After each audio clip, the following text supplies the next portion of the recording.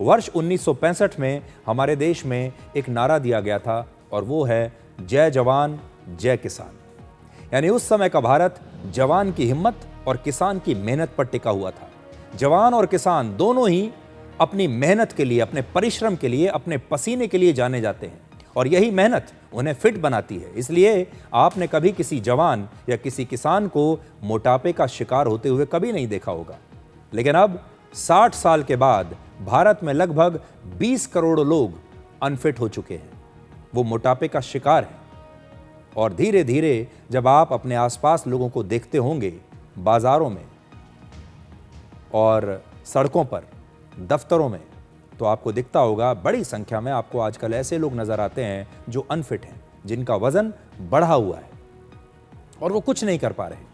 आज भारत में फिटनेस अब मेहनत से नहीं बल्कि मनी से मापी जाती है। भारत में वजन कम करना अब लोगों का एक नया जुनून बन गया है। लोग चाहते हैं कि कम से कम समय में, कम से कम मेहनत के साथ ज्यादा से ज्यादा वजन घट जाए और वो किसी फिल्मी एक्टर की तरह दिखने लगे। और इसी के लिए उन्होंने अब एक नया फॉर्मूला खोज लिया है और यह है दवाइयों और इंजेक्शन से वजन घटाने का फॉर्मूला।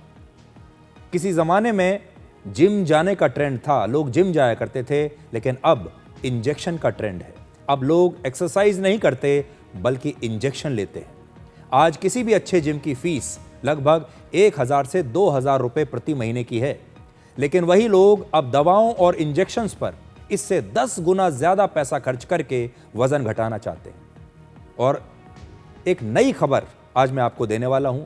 भारत में सिर्फ एक महीने में मोंजारो नाम की वजन कम करने वाली दवा के 80 करोड़ रुपए के इंजेक्शंस बिक चुके हैं। एक महीने में, पिछले सितंबर के महीने में मोंजारो के 80 करोड़ रुपए के इंजेक्शंस बिके हैं।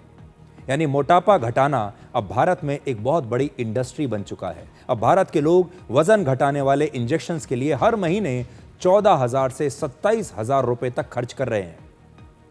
अब तक लोग अपने घर की ईएमआई देते थे, कार की ईएमआई देते थे, लोन की किस्त चुकाते थे, लेकिन अब ऐसा लगता है कि एक नई ईएमआई का समय आ गया है और वो ईएमआई है वजन घटाने की ईएमआई। और अगर यही रफ्तार रही तो बहुत जल्द हमारे देश के बैंक भी लोगों को वजन घटाने के लिए लोन देना शुरू कर देंगे, क्योंकि हर महीने अगर आप 15 से 30,000 रुपए वजन घटाने की दवाओं पर खर्च करेंगे, इंजेक्शंस पर खर्च करेंगे, तो आप समझ लीजिए कि वजन कम करने की एक नई ईएमआई आपके खर्चे में जुड़ जाएगी।